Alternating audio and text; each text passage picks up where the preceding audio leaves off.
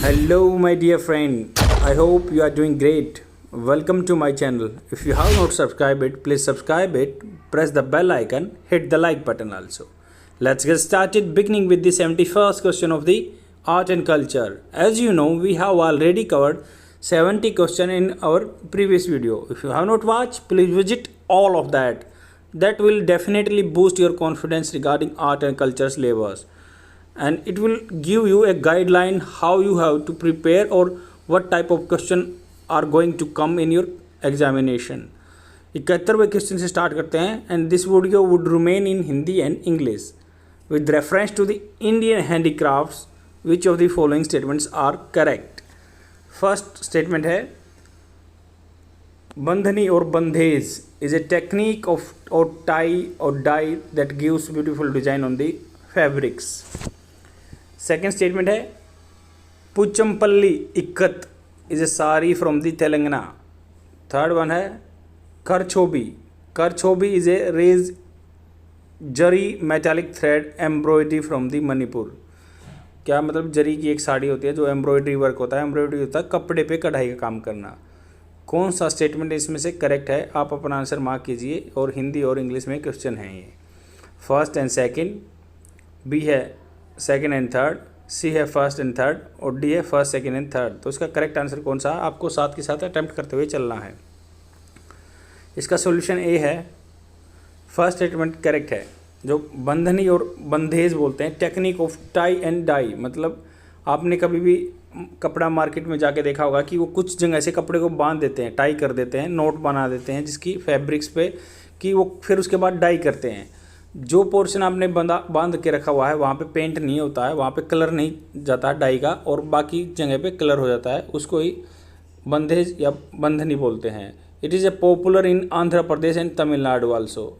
आंध्र प्रदेश और तमिलनाडु में ये बहुत ही फेमस है.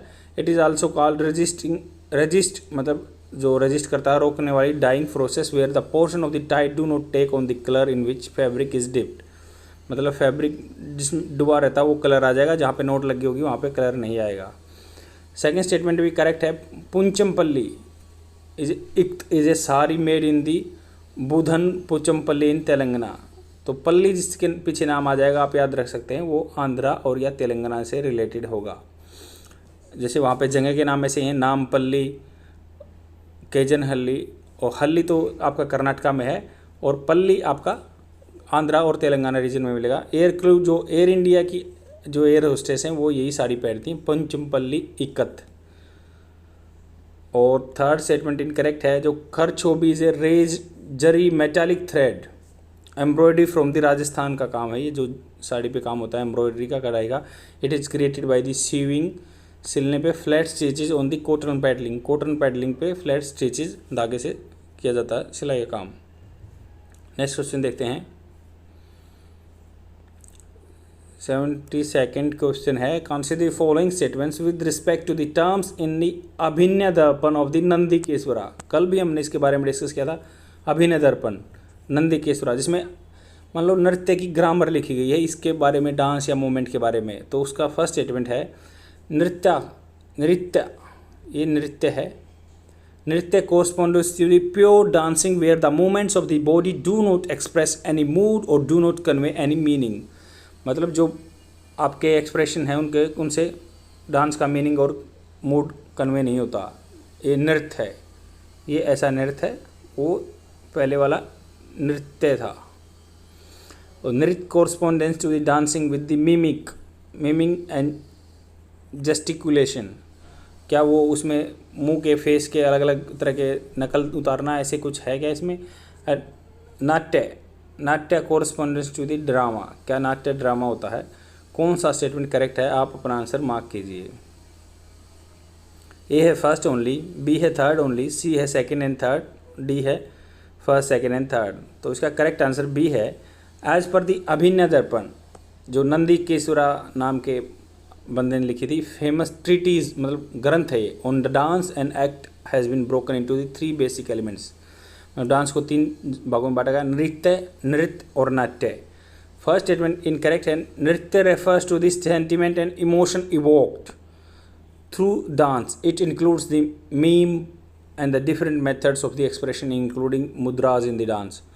तो इसमें एक्सप्रेशन आपके होते हैं और मुद्रा भी होती हैं, इसलिए ही नृत्य बोलते हैं।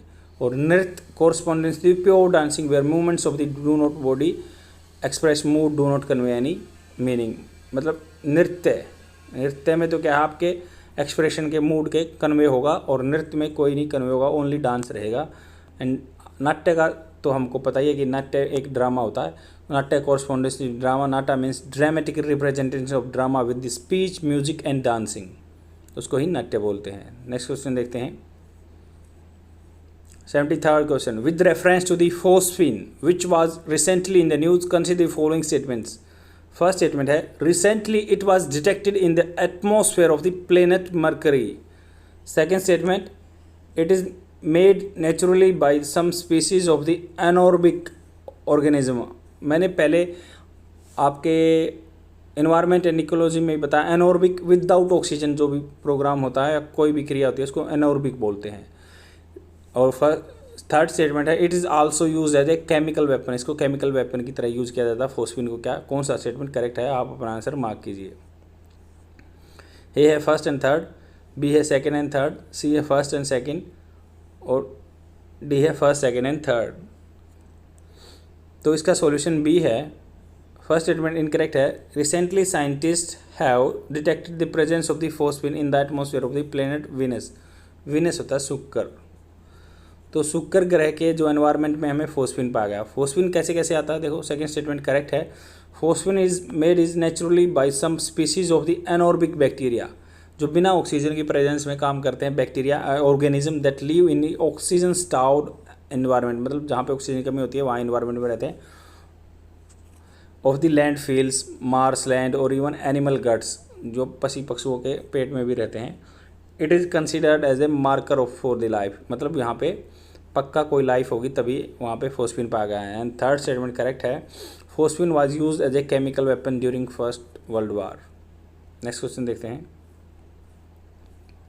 74th question, with reference to the Bhakti movement which of the following statements are incorrect. First statement है Bijak is compose of the teachings of the Sant Dadu Dayal. बीजक क्या है, दादू दयाल की टीचिंग्स थी क्या।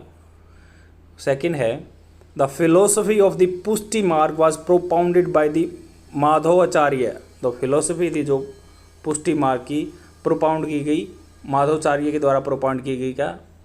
And the third one is Advaita Vedanta doctrine was propounded by the Adi Shankaracharya. जो अद्वैत वेदांता है doctrine आदि शंकरा के द्वारा प्रोपाउंड की थी। कौन सा स्टेटमेंट करेक्ट है, आप अपना आंसर मार्क कीजिए। इसमें आपका इनकरेक्ट स्टेटमेंट पूछा गया, कौन सा स्टेटमेंट इनकरेक्ट है। ए है फर्स्ट ओनली, बी है सेकंड ओनली, सी है फर्स्ट एंड सेकंड, डी है सेकंड एंड थर्ड।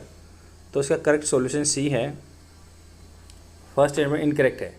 बीजक is compose of teachings of Kabir, it is A Holi scripture for the followers of the Kabir Panthi religion.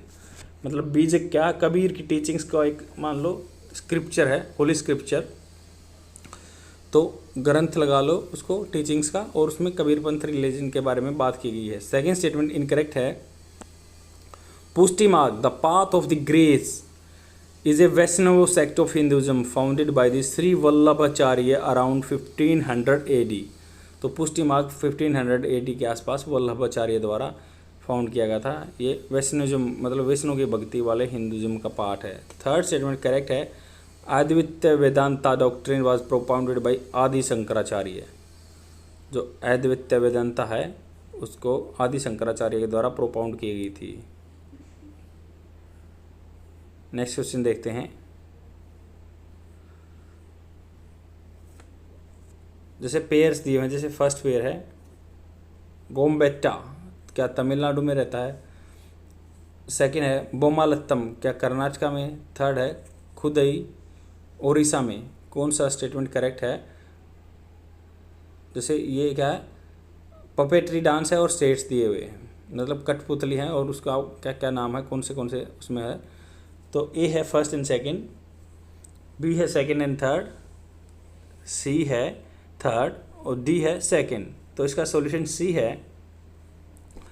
The string of the puppet Karnataka आजकल गोम्बेट्टा, मतलब कर्नाटका में जो कठपुतली का dance होता है उसको गोम्बेट्टा बोलते हैं।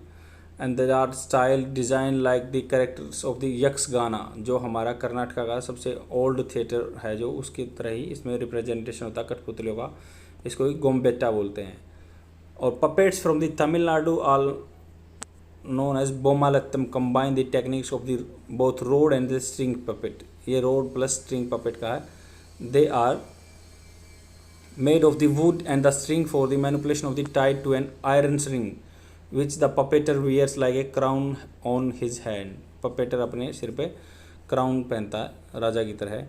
and the third statement is correct। the string puppets of the Odisha is known as khudai।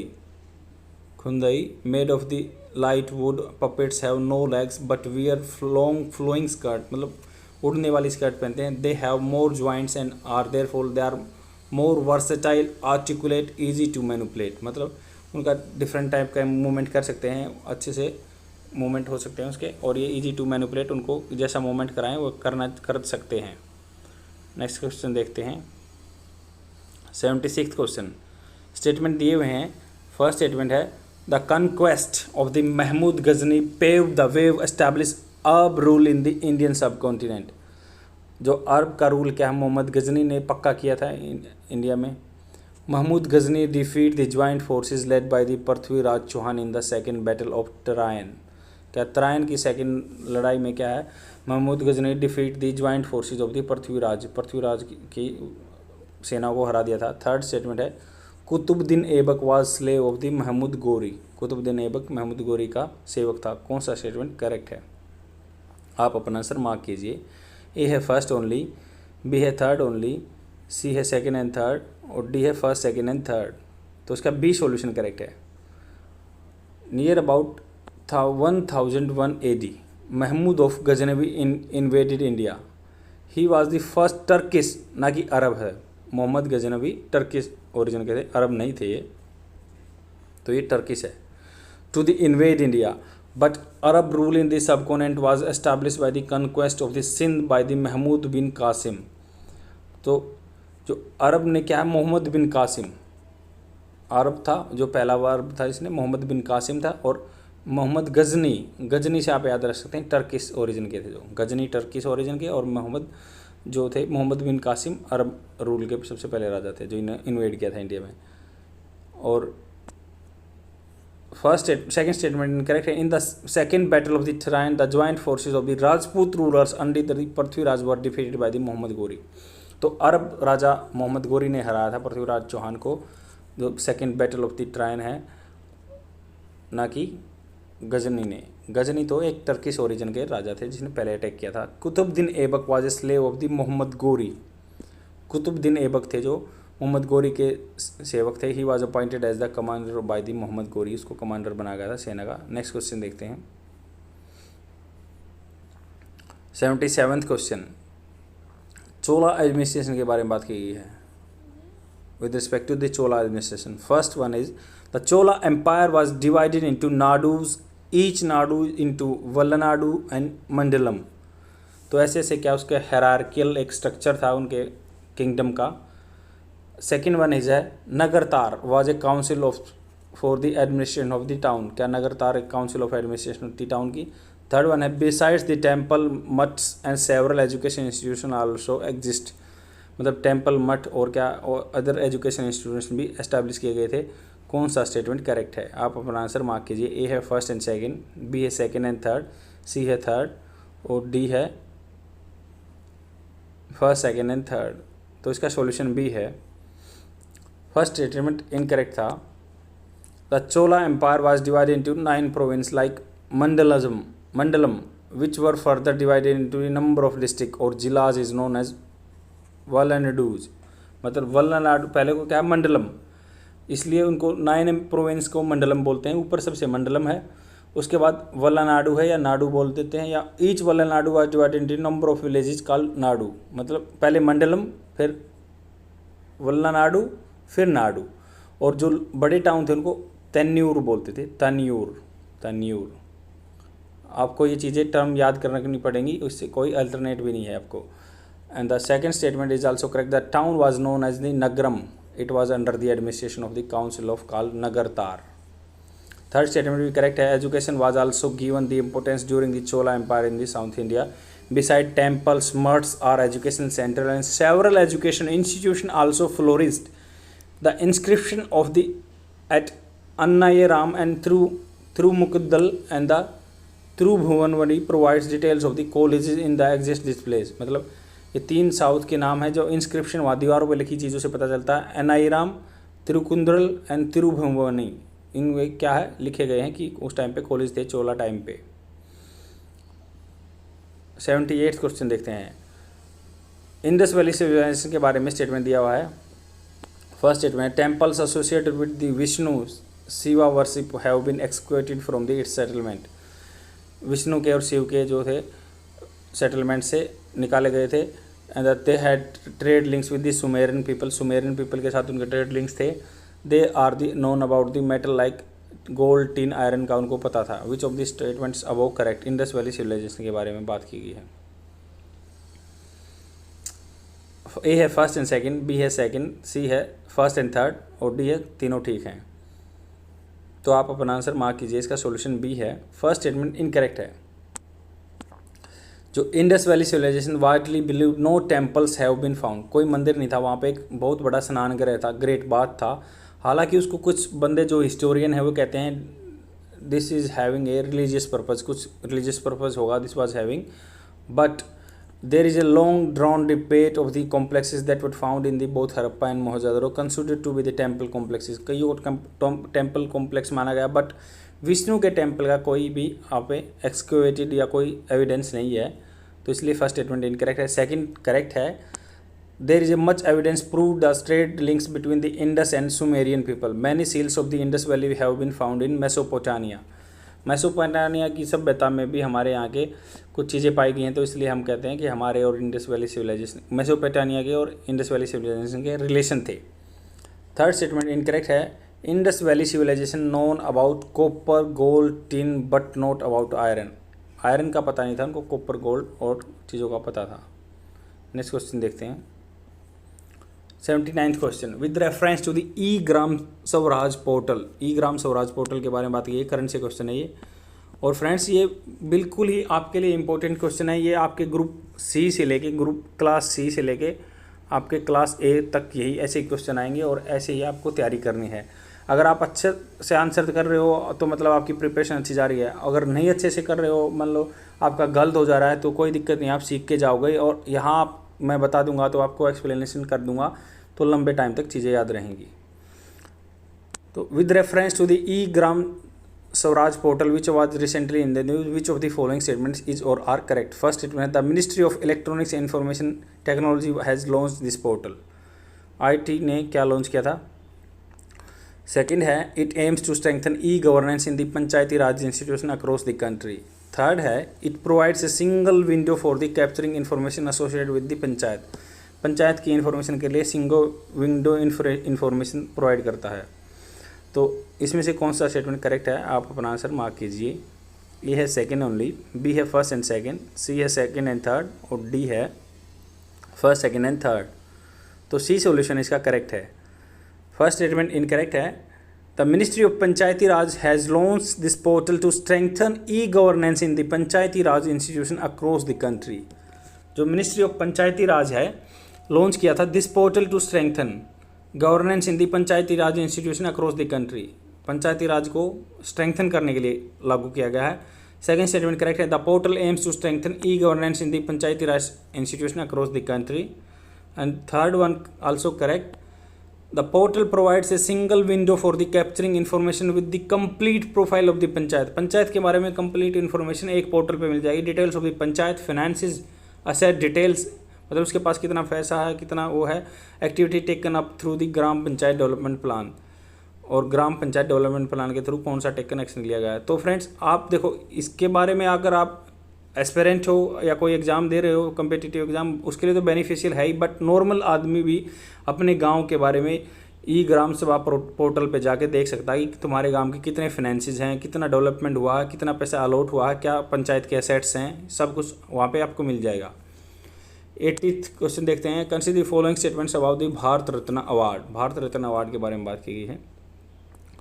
First statement, it is awarded in the recognition of the exceptional service performance of the highest order in any field of the human endeavor.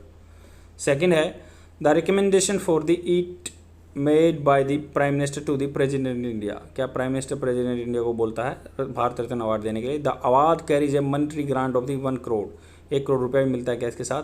कौन सा statement correct है? A है first only, B है first and second, C है second and third और D है first second and third. तो इसका करेक्ट सॉल्यूशन बी है. फर्स्ट स्टेटमेंट करेक्ट है. Bharat Ratna the country highest civilian award was instituted in 1954. It is awarded in recognition of the exceptional service performance of the highest order in any field of human endeavor. मतलब आदमी प्रयत्न कर सकता है, उस प्रयास कर सकता है, उसी फील्ड में आपको मिल जाएगा. सेकंड स्टेटमेंट करेक्ट है. The recommendation for the Bharat Ratna made by the prime minister to the president of India, no formal recommendation for the Bharat Ratna are necessary. And third incorrect है. The award does not carry any monetary grant, कुछ नहीं होता भारत रत्न में. That is all for today. I will come tomorrow with more questions, and please share my video among your friends so that they can get benefited within the free amount. As you know, it is totally paid content. I am providing all the data within the free amount. And friends, you will find so many videos on the YouTube regarding UPSC preparation. And if I will talk about the specifically institution, they are alluring the students towards their paid content, but they are not providing all the data within the free amount. And so many, you will find so many motivational videos are there, but the thing is that they are not providing the exact data what to do, but they are providing all the motivational video and keep on talking that you should do this, you should do this, but they are not telling the exact thing. And I am providing the exact thing what you have to learn or what you have to study. Okay friends, try to understand me and please share my video. Bye.